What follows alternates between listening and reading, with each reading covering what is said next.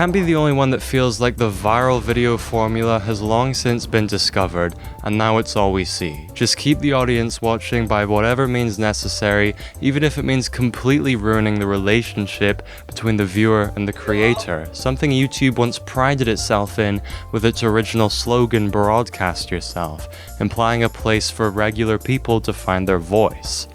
I wonder why they got rid of it. Whoa, slow down. You're saying YouTube isn't quite as good as it used to be? I know, mind-blowing, but there is one thing left on this website that still brings me just a little bit of joy. Let me set the scene. It's 3 a.m, you don't want to go to bed because you're a badass, and you end up on the weird side of YouTube, which for most people just means obscure videos like this one. But you're about to log off for the night when you accidentally stumble upon a random stranger's video diary from before 2010. It's unscripted, it's webcam quality, it wasn't made to attract an audience, and I love it. It's like digging up a time capsule made by someone who also grew up on the internet, but an entire generation before we did. Back when websites had some personality, God forbid, when scene kids were finding true love on MySpace, and back when YouTube was just a place for you to throw videos out into the void and expect nothing in return apart from maybe some 5-star reviews. It truly was a simpler time, and these old video logs that the kids are now calling vlogs are probably the closest we'll ever get to reliving it. But times have changed, and by this point in the video, half the viewers have usually clicked off to watch Mr. Beast, oh I don't know, give away some money, or end blind people. But amongst all the red circles and late night talk show clips of current YouTube, I've noticed recently a lot more people who share the same nostalgia for the older YouTube, people who are posting videos in that early 2000s style. Be it top 10 videos made on the now defunct Windows Movie Maker, may it rest in peace, or videos designed to look like home recordings from 2007. I thought it was just this one guy at first, but there's actually a whole community dedicated to pretending like it's still the early 2000s, and dude, it is a breath of fresh air. They make for good binging sessions when you're feeling nostalgic, and it's also just nice to see how many other people agree that old YouTube had more charm and personality. But then you really get to thanking, and you're like, okay, well if we all agree that this was the golden age of YouTube, then why are video diaries, webcam vlogs, and home recordings still pretty much extinct apart from a small community making them ironically?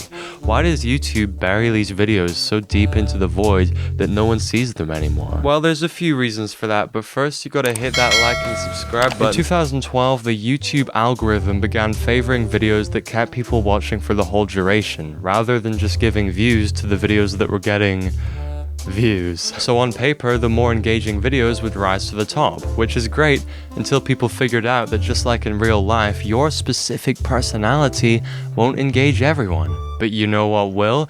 Giving $1 million to the person who can hold in their poo the longest. Bad example. What I mean is high-performing videos on YouTube became more about the content of the video and less about the person delivering it, because YouTubers found that the subject matter of a video can have a more broad appeal than their specific personality. And thus, everything pre-2012 was vastly outperformed and exiled into the void only to be rediscovered by accident. Not to mention that this update was made over 10 years ago, with our attention spans now grinded to a pace probably by this update. Who's to say we would even consume this content if it revealed itself once again? So that's it. The golden age of YouTube is gone, and even if it came back, we wouldn't want it.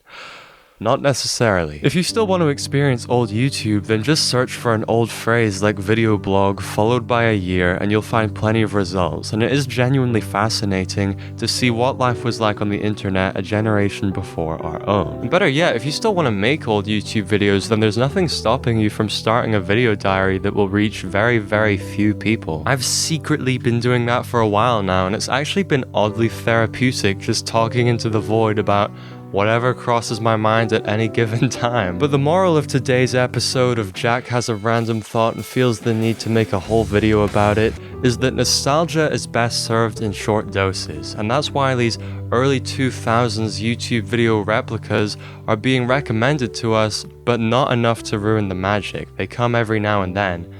Not every now, and they come in short doses. Whether we like it or not, YouTube has developed so much, and if the website were to get set back to 2010 right now, then we'd probably get bored in less than a day. So if you find a random stranger's old video diary, then cherish it. Watch every episode if you like, but just remember that we should only ever look back to realize how far we've come. That's a quote of the day right there. But who knows, maybe this is all gonna change, because apparently Susan Wazowski is no longer the president of YouTube. I probably should have made a video about that. That might actually get some views. If anything, this video is just meant to be a praising and a thank you to those who are still keeping YouTube nostalgia alive by making those replica videos that we see once in a blue moon. So thank you very much for watching, and as always, I'll be responding to every single comment, and I sincerely hope that you have a nice day.